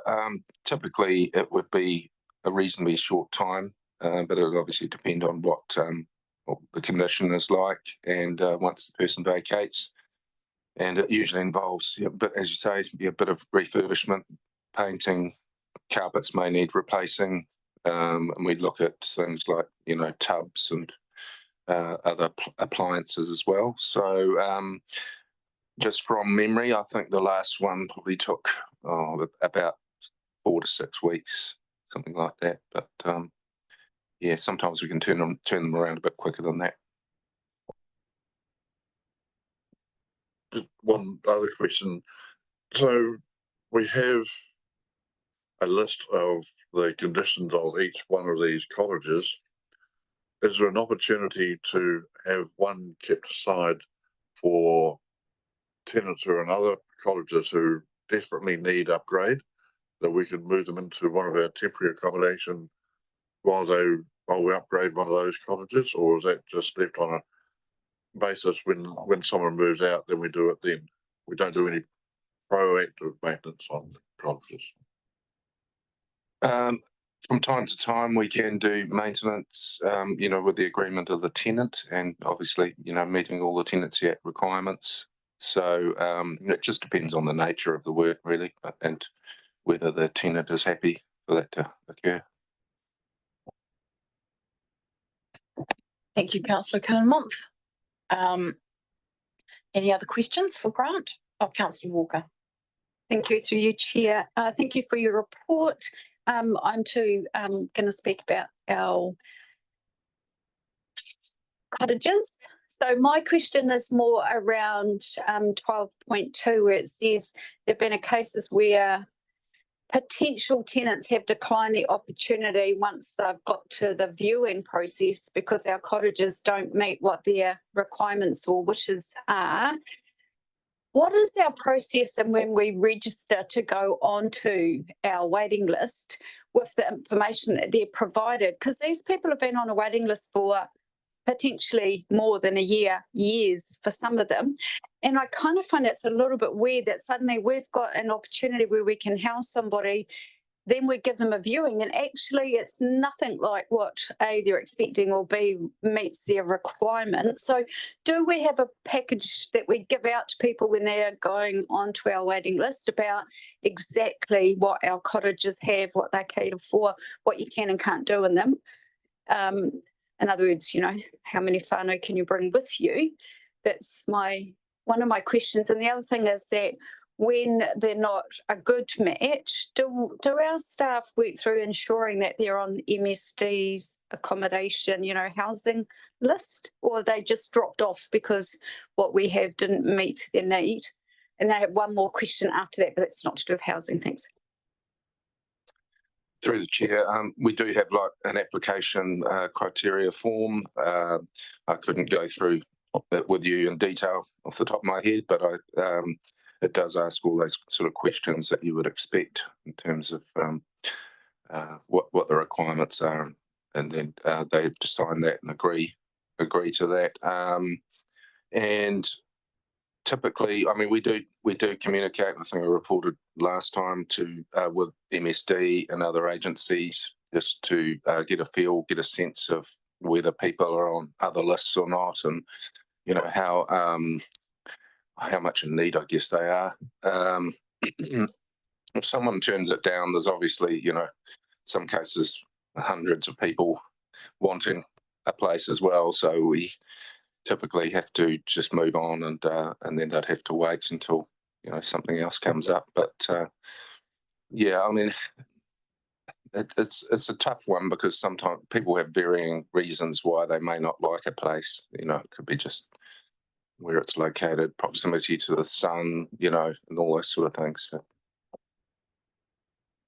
You have further question, Councillor? Yeah, thank you for that. And the other thing is, well, it's kind of a question, but it's also an acknowledgement. So on behalf of the spot, so the Motueka space for our rangatahi, please note that the photos that are here are because I didn't provide current photos of our opening, although I was asked, so my apologies to you.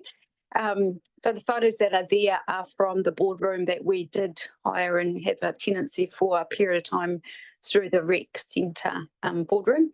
So it does not look like that, and you're welcome to come and have a look, come and share our space with us. I guess my question is, and we've talked about this previously, is the growing need and concern. So as you would know, I sit on the Waimea Youth Council, and they did a submission in the long-term plan about needing a space for this side. So just wondering if there's any dialogue or anything happening within that space. I know that Yulia's not here, but just putting that out there to the team, because, you know, there is other opportunities within Richmond of properties that the council own. So happy to take the conversation further offline, but yeah, just putting it out there, looking out for what we can do in Richmond. Thanks. Right, thank you, Councillor Walker. We'll leave that for you to discuss further with staff. And so any Councillor Maru and then Councillor Davey. And it's only because Councillor Walker raised community housing that sparked my interest. There's a requirement for when you apply for community housing to get that signed and witnessed by a JP or a solicitor. And it just has always confused me why that's the case, that somebody going into council fills a form up, then somebody has to get ready to go and witness and for them to take a declaration that everything's true and correct just for an application for community housing. So it must have been traditional, but I'm just confused why we have that level of, I don't know. I'd have to just, through the chair, just check the detail of that with Jane Park and come back to you. But it would be probably just, yeah, as you say, historic and just determining that people are really in need of a place, and you know. And the last one's not a it's not a question. I was just looking up. I see Board Member Armstrong's online, but in terms of acknowledging Councillor Officer Tony Strange and his tolerance of the Mutawiki Community Board and his attendance late at nights, but the board's fortunate in terms of having special projects. I just really appreciate your time and the updates you give the board every month. So thank you. Thank you. Thank you, Councillor Maru. Just so. Councillor Dakey.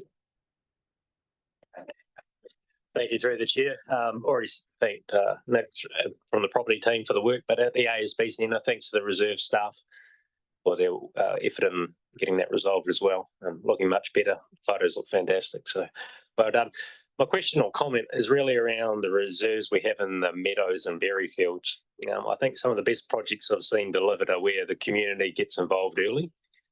We talked briefly about this the other day. We've got a couple of reserves there that are yet to be developed. I'm just wondering what sort of community connection you have, because often we sort of design things and it's a little bit like, here you go, what do you think of this? Have we got any plans to maybe flip it the other way and let the community come and say, hey, what do you want? And because ownership helps a lot. Ownership really makes the place, you know. So just a thought there.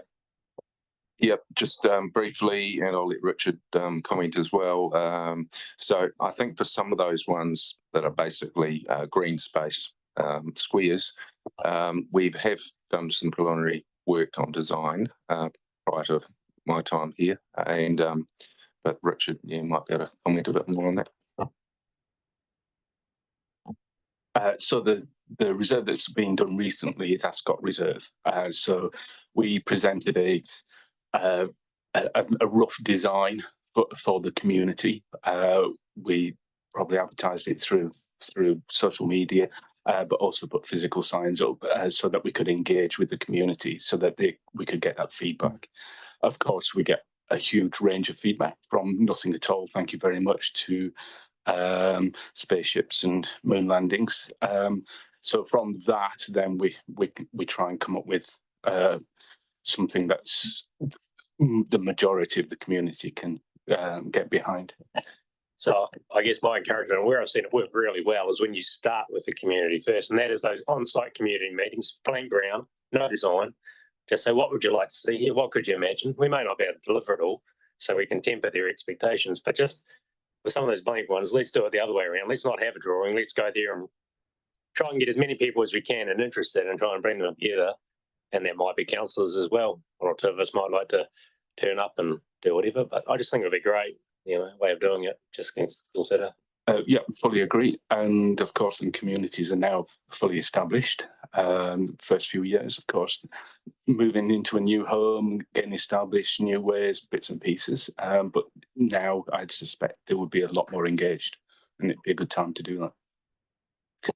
Thanks, Councillor Dakey. I mean, I was going to mention, because we've got the photograph in here of Faulkner's Bush playground upgrade, and I was going to say, every time I drive past and I see that work going on, it gives me absolute joy. So, but in actual fact, sometimes it's quite good to come up with a design, because what happened with Faulkner's was that actually we came up with a design and then the community was able to say, actually, we think we could do so much better, because actually seeing what they might get if they don't engage can help to get community engagement, if you see what I mean. But just a point to that, yeah, understand that. And that's a scenario. The one in Berryfields or the Meadows, there's 4 or 5 reserves in similar proximity. So it might give the community a chance to say, well, we've got a playground here, or we've got a blank field. Maybe in this one, we might have a baton court, or we might have a seating area, or we might have community centre, or whatever. They might have a different plan for the reserve earlier, rather than the particular items in it. But yeah, understand your point. Thank you, Chair. Yes, Grant. Yeah, just on that. So there's about 4 there. I think Richard will correct me if I'm wrong, but we've been looking at it. They're not necessarily all going to have playgrounds on them, because we realise that we're probably pretty well catered for in most areas down there. But so there could be some other options, and I guess community engagement on that would help. Councillor Ellis and then Councillor Kinamont. Thank you, Chair. I just wanted to add my bit into the Berryfield playground thing. I mean, we've had a bit of discussion with the team regarding Ascot Reserve and some of the confusion regarding the slide there, and just pointing out that that particular program was designed with older children in mind, because they don't have much opportunity to take some risks in the playground. And I've had discussions with the team about some of the other playgrounds having different age focuses, which they've been quite open to. So that's been ongoing work and discussions that have been going on that you might not be aware of. Councillor Kinamont. Thank you. Through the chair, McKee Reserve domain. Went for a bike ride around there the other day, and the sea wall is being eroded at the beginning of the domain and at the far end of the domain. Is there any work planned to try and retain the sea coming in? Well, not retain it, but to renew the sea wall there, stop it coming in and affecting the domain?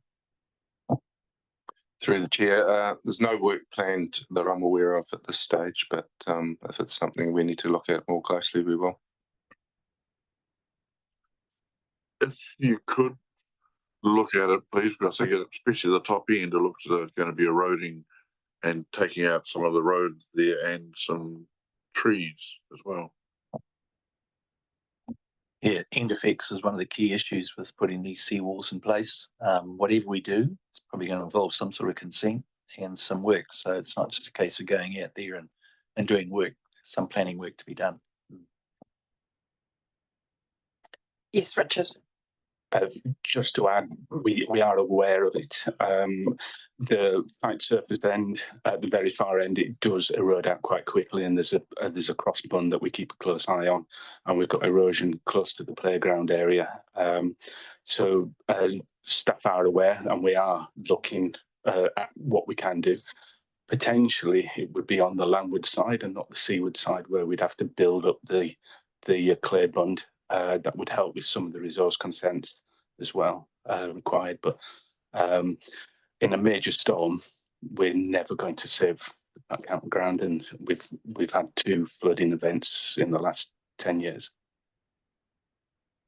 And I'd also like to publicly, must be the day for it, thank the people who are managing the, McKee domain for the great work that they're doing there.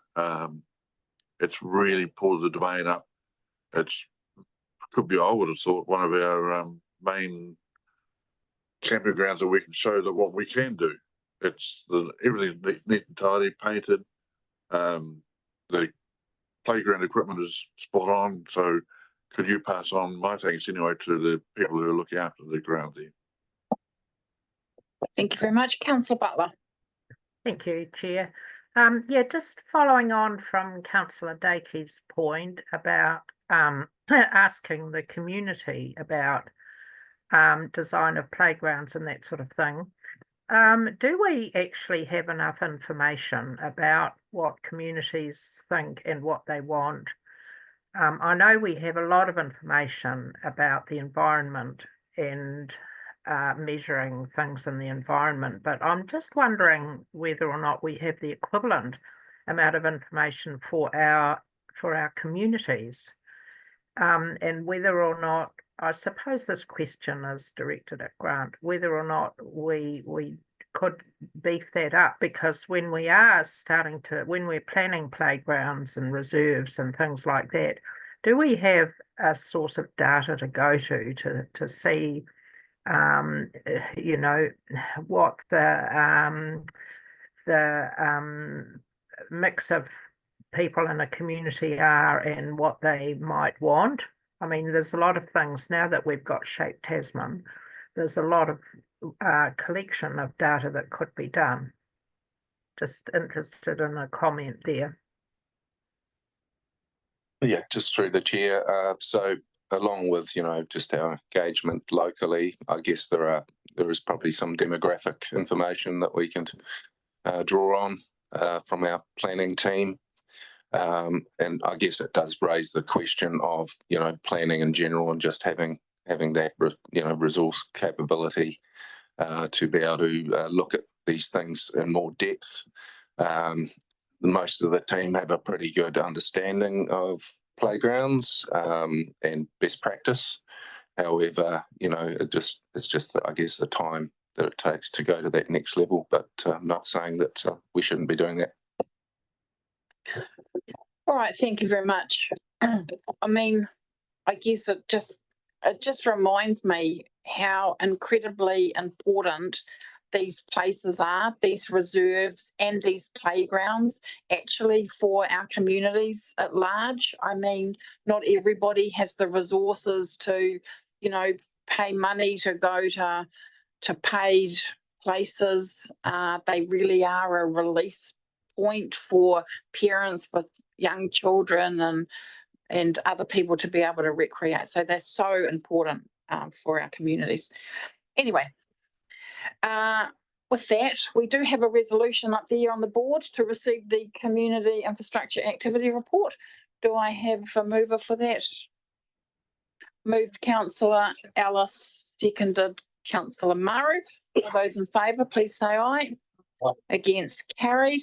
All right, well, thank you. And now we're going to move on to our last report, which is Local Water Done Well Governance Group Report. So we shall come to you. Thank you, Madam Chair. Councillors, you'll be aware of what's happening in the Local Water Done Well program. We are getting almost daily, but it's definitely weekly emails from DIA on program and the like. We have an all-day workshop next Tuesday with our specialist advisors, involving probably between 12 and 14 staff at various times during the day as we start working through the different tasks that to be done. So that's at the project management level, a project board, and I'm chairing that project board as well. What this report is about getting a governance group together. Now, the governance group we really need to focus on key aspects. And one of the key aspects that needs to be focused on is, and we'll need to make some decisions the next probably 2 to 3 months on this. Not that this board's going to make the decisions, but they need to give us some advice for officers to come back to council with, is around where we head with a CCO or an internal business unit or a CCO with other councils. So it needs a governance group of and that's why we've got the mayor and deputy mayors nominated on there. And because of some of the key advice and feedback we need to get, my recommendation is that we ask the 2 chairs of the committees, Councillors Hill and Councillor McKenzie, to be on there as well. There's another aspect of it that were pretty key for us, and that's the involvement of iwi. At the moment, the Local Waters Done Well hasn't got the same focus as what Affordable Waters did. But as you know, councillors, we do have a partnership agreement across Te Te Ao Iwi with iwi. And at this point in time, iwi are embedded in the project at the project board level. Our kahutu is involved in that. And so at an operational and detail level, iwi are involved. But my recommendation for the governance group, one of their first considerations over the next couple of months would be whether they expand the governance group to involve an iwi rep as well. And that'll be a discussion they need to have probably with the chairs of the iwi across the top of the south to appoint somebody onto that just to give advice from an iwi perspective. This group here is not focused basically on operational stuff like finding out which water assets are included and which aren't, whether the dams, well, the dam might be included, maybe it's a major discussion that you have to make at the governance group level, but it's more like being a director of a company. So understanding the strategic direction of where we head with this Local Waters Done Well and providing input along those lines is something that as a project board we really value. And so that's why we're suggesting that the 2 chairs plus the mayor and the deputy mayor be appointed to that role. So with that, Madam Chair, that's my recommendation. I know the recommendations in the report don't actually appoint other than the mayor and deputy mayor, but I'll leave that open to the committee to decide. Thank you, Madam Chair. Thanks, Richard. Councillor Dakey. Thank you, through the chair. I'd be happy to support that recommendation and move it that Councillor McKenzie and Hill be appointed. I think they have the skills required. With Councillor McKenzie, extensive experience in governance, and Councillor Hill, especially with the particular skills being iwi. So more than happy to recommend that those 2 be put on the panel. I would just note, though, however, that this panel does not indicate a direction that the council will arrive at. It is just an exploration of options. So happy to move the recommendation of those 2 be included on the panel. Councillor Dowler. Councillor Dowler has seconded that resolution, so we'll amend that. Did you want to speak as well, Councillor Dowler? All right, any other points of? Yeah, I've got 2 more speakers. Oh, 2 more speakers, sorry, follow my thing. Councillor Ellis. Thank you. Can I please just get some clarification about how this process is going to work and how we have transparency with our community?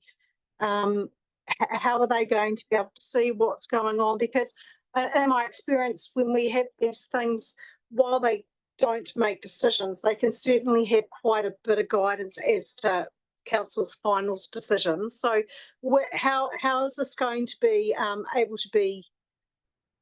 I'm not sure about how the structure is going to work and how our community is going to have transparency over this process. So do we have some explanation around that? That's one of the roles of this governance group is going to be is how we draft that up. There is a communications plan being developed. One of the formal processes we have to do, and I'm picking, we may even have to kick it off later this year, is the options regarding whether we go internal, CCO, or combined with other councils. It may not be as quick as this year, though the DIA have indicated that we have to do some consultation before they approve our water services delivery plan next September. So if it's not later this year, certainly February, March next year, we'll have to do some consultation with the community around whether what council does with the Three Waters entity. And so and I've had initial discussions with Marlborough and Nelson. I have made contact with Buller, and they haven't come back to me yet. They've had a group manager change just recently. And obviously the chief executive is very busy at the moment, so I haven't made contact with them at this stage.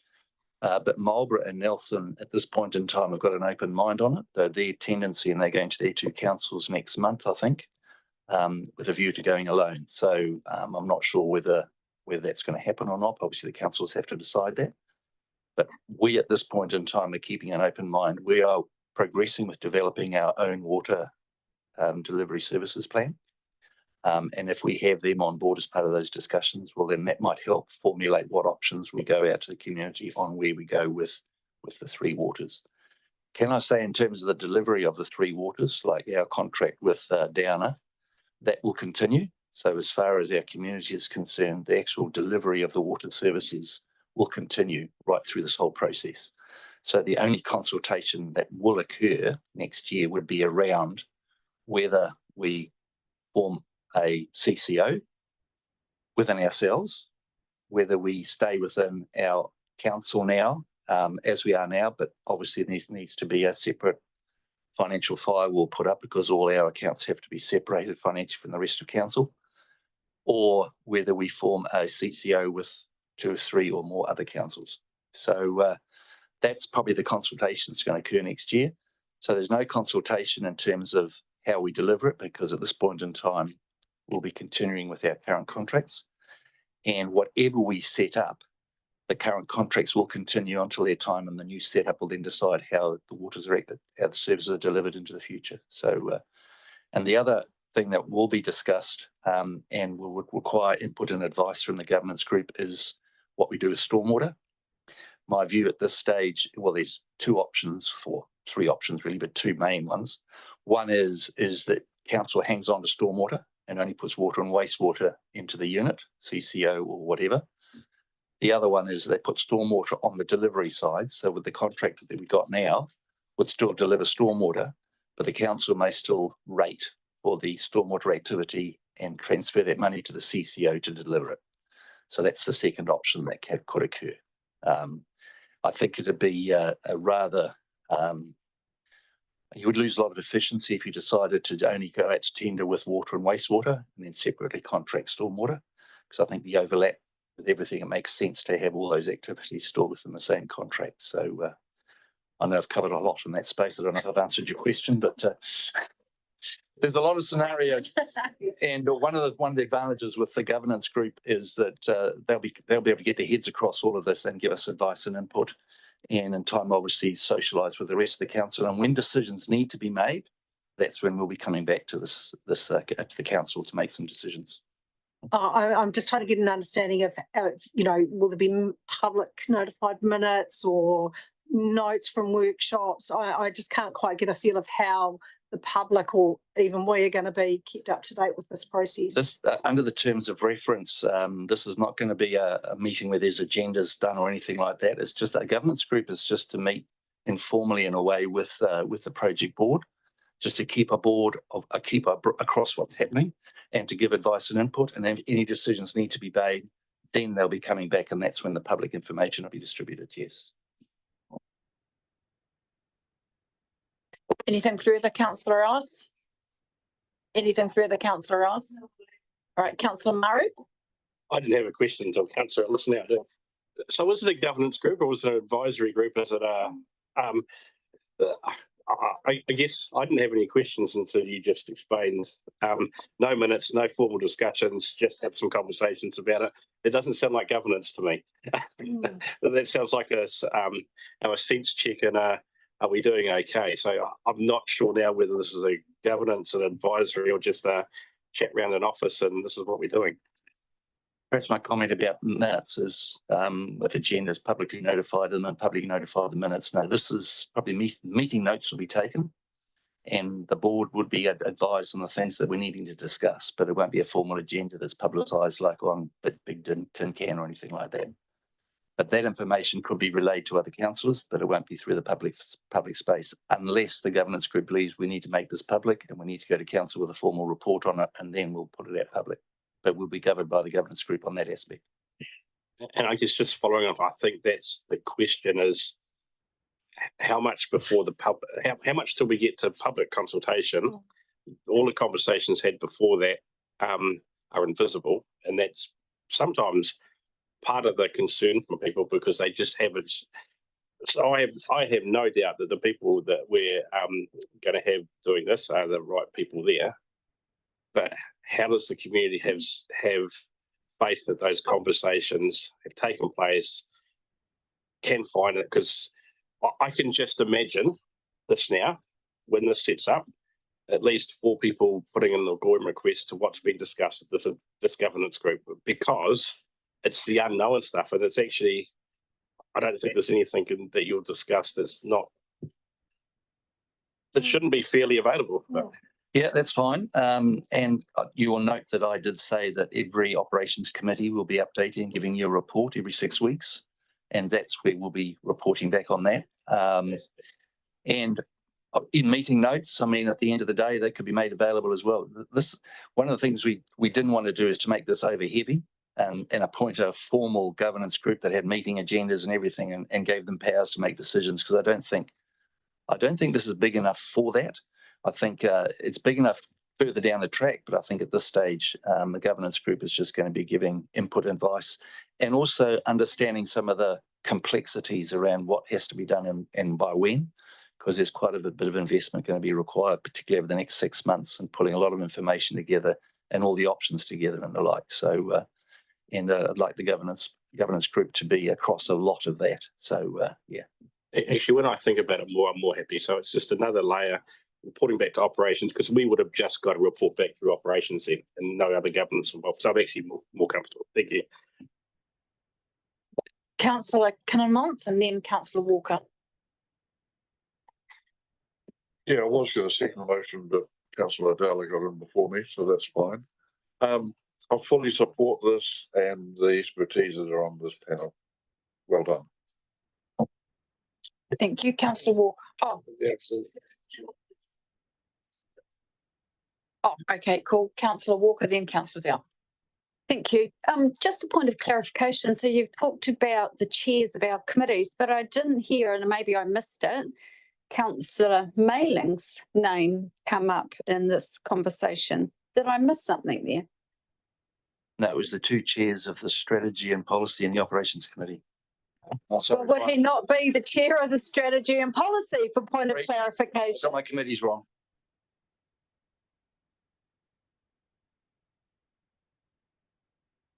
Councillor Dowler. Just a comment, actually. First of all, Mike, it's only the quick and the dead at this table. I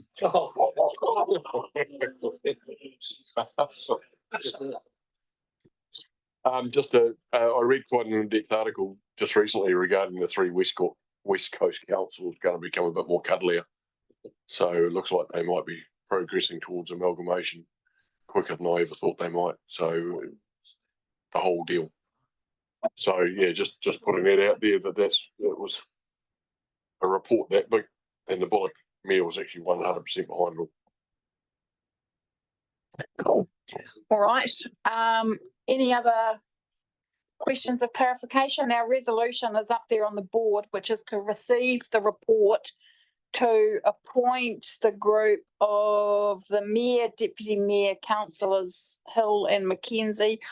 I'm assuming Councillor Hill is okay with her name being up there. I'll just check in on that point. Kia ora, Chair. Yes, I am. And good discussion here around just quite what the roles are and how they go between the project committee, which is, or the project, the project board and staff reporting back to ops, and then what I think as we go along, I think the clarity around what advice and input is happening, and then the relationship back to full council for any decisions, I think it'll become a bit more apparent once we get underway. But certainly any concerns noted so far, certainly noted. Thank you. Thank you. And to approve the terms of reference, which I think is reasonably straightforward. So if there are no further questions or comments, I will put that resolution. All those in favour, please say aye. Against? Carried. Thank you very much. All right, that brings us to the end of our meeting this morning. Look, I'll invite Councillor Hill to give the closing karakia, please. Thank you, Chair. Karake tātou, tāwhiri mai ngā hua o te taiao, mai a papatonu ki e tākoto nei, ki e ranginui e tū iho nei, tūturu whakamaua ki e tīna hui e, tae ki e. Kia ora. Thank you. I do just note that we have a workshop which is starting this afternoon at 1 o'clock. So, So note this is one of the fastest operations committees you've had. so you now have 1 hour and 10 minutes to go and spend all your money in the Richmond CBD.